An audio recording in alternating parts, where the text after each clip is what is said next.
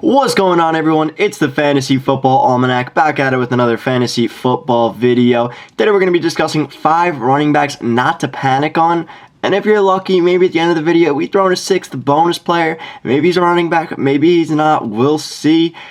But players that you guys should not panic on in fantasy football. Before we get into it, if you guys could, please go down, give this video a like, give this video a comment. I'm answering every single fantasy football related question down below.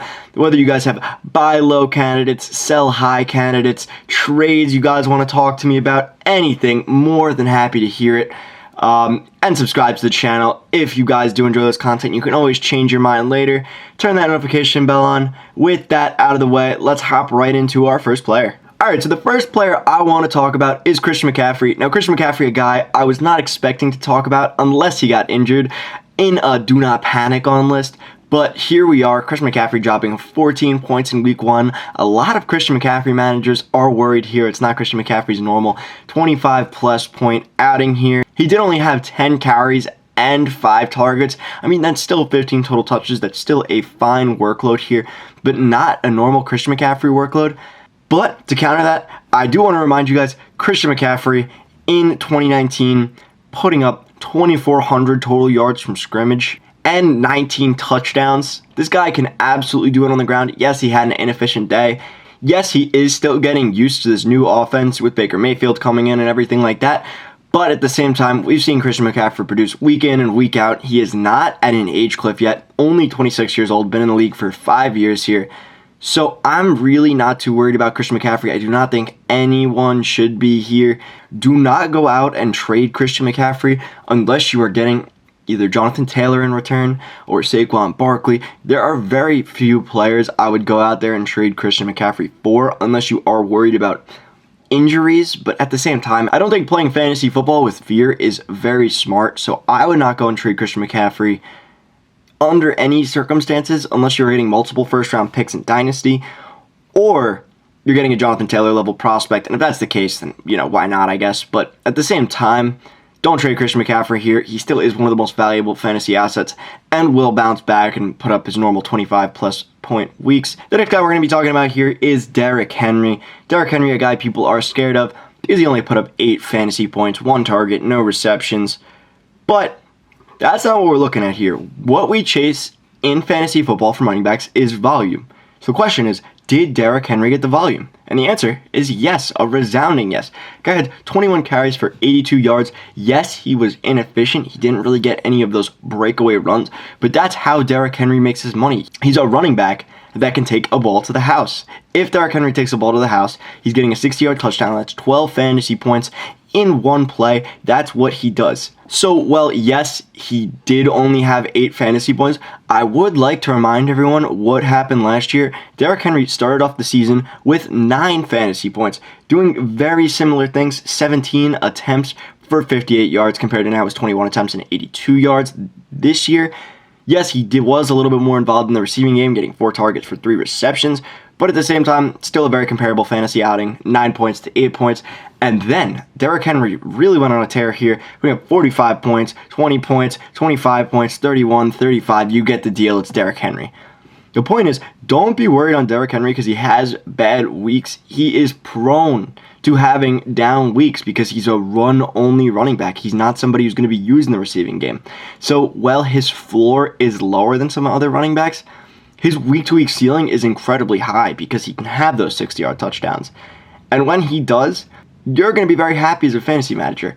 And also, my recommendation is don't trade Derrick Henry because you are going to be getting a lot less than what you paid for him with the 3rd, 4th, 5th overall pick whenever you ended up taking him. So I would recommend against trading Derrick Henry here unless, again, you can get a very good return like an Austin Eckler level or 2 insane players like a Cooper Kupp and Debo type of deal. I would definitely recommend against trading Derrick Henry here. Well, yes, this offensive line did look worse, and there is a reason to believe he will be receiving less carries, less workload overall. I think Derrick Henry's still a phenomenally talented running back, and that's what matters here. The next player I want to talk about is Najee Harris, a guy that coming into the season I did have some problems with. A guy that you had to spend a late first, early second round pick on. A guy who is going into a terrible offensive line. a guy who had a new quarterback that might not check down to the running back nearly as much. And this is a player who, during training camp, developed a Liz Frank injury. Now we come out week 1 and we see Najee Harris is very inefficient, 10 carries, 23 yards, 2.3 yards per carry here, and then 2 targets for 2 receptions and 3 yards. Yes, he did have a touchdown that salvaged his day and got him 9 points, but this was not a guy I was taking anywhere near the end of the first or the second or early second round.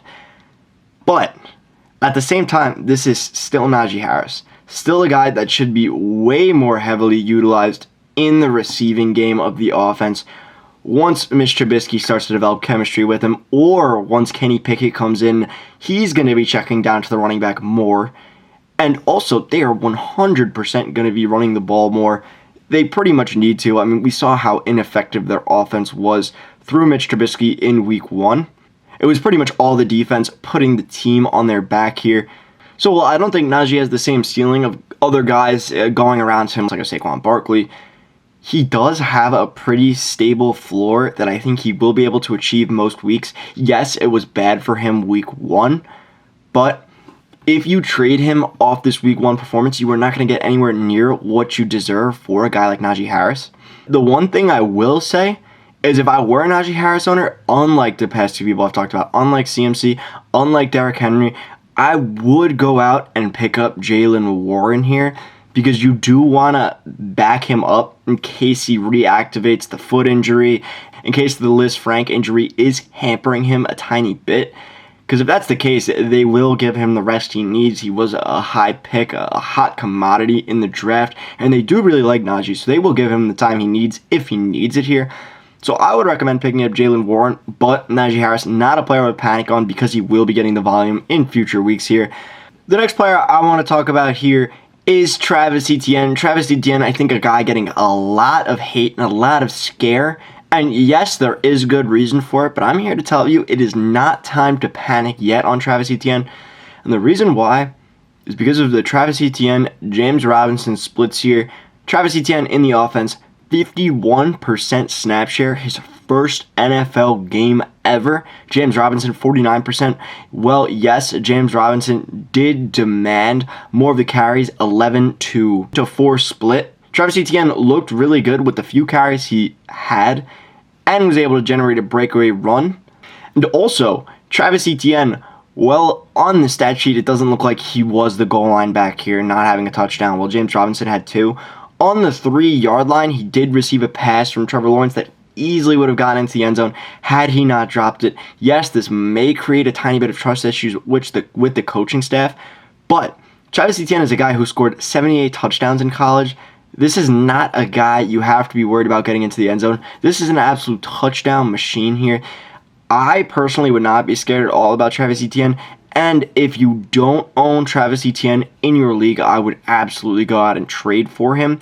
Well, yes, this may look to be a 50-50 split. I think in the long term, Travis Etienne is going to inherit all of the passing down work and should at least get somewhere between 8 and 12 carries a game. And if that's the case, he's getting 15, 16 touches. That is absolutely fine for a guy you can start as your running back 2, potentially your running back 3.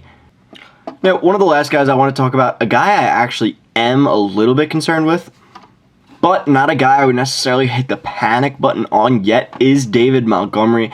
Now, first and foremost, Khalil Herbert did look a little scary. He did take some of the snaps away from David Montgomery here, but David Montgomery is still getting 17 carries. Yes, it was for 26 yards. It was a very inefficient outing for him, but again, putting it up right here, there was torrential downpour this entire game. There is no way you can have an efficient game or judge players based off that game in a setting like that. It's just pretty much impossible. And then also comes out, gets 4 targets for 3 receptions, 24 yards. Yes, he only had 6.5 fantasy points, but this is a volume running back. He always has been. This is a guy who will come out there and get 20 carries a game, 4 targets a game, and lock up your flex or RB2 spot. That's what he does. I would not panic on him just because Khalil Herbert was able to get 10 carries. And yes, Khalil Herbert did look really, really efficient. He looked really good. But I would not panic on a guy like David Montgomery until we see a game that's in normal weather conditions. That's really about it. You can't judge a player in a game with torrential downpour. It's pretty much impossible, at least for fantasy purposes. And right now, if you were to trade David Montgomery, drop David Montgomery or anything, you would get nothing. So there is no point to go out and try and shop him for someone else. I would absolutely not do that. Right now, I would probably play him at flex, and maybe I'd keep him on my bench depending on what your team looks like here. In deeper leagues, you probably will have to end up starting him. But 20 touches is not something you should panic on. I would never panic on it. We may see Khalil Herbert get the ball more, but at the same time, David Montgomery is still commanding 70% snap share here. That is not something you have to worry about. But anyways, guys, we actually have one more player. It's not a running back. It's a freebie here. One guy that you should not panic on that may be sitting in your waiver wire right now, and his name is Cole Kmet. Yes, Cole Kmet dropped 0 points here. It was embarrassing. But again, this game was in torrential downpour. There is no way you can judge a player playing in torrential downpour, especially a wide receiver, especially a position where you have to go run down the field and catch a ball 30 yards down the field. How can you expect a quarterback to go and trust a receiver 30 yards down the field? It's near impossible. And Cole Kmet, we know he's going to be getting the volume here. He received multiple touchdowns in the preseason. Well, yes, he didn't have a touchdown last year. He had 93 receptions. He had 600 yards. This is a player we've seen consistently do it week in and week out. He's an absolute baller. And he may be sitting on your waiver wire right now. You may have a free tight end too that you can pick up on your waiver wire, stash at the very end of your bench, and rock on. But anyways, guys, that's going to do it for me. These are the 5 players that I don't think you guys should panic on, plus one bonus player for everyone watching here. If you guys did enjoy, please go down, leave a like, leave a comment. Again, I'm answering any fantasy football related questions that you all have. I would be more than happy to help give you advice. Any situations that come up within your league, please feel free to go down in the comments below and ask me questions, and subscribe to the channel if you did enjoy. It would really mean the world to me. I love all you guys so much, and you could dominate your league mates here. That's the goal. But anyways, that is going to do it. As always, have a good day, a good night, and a good life.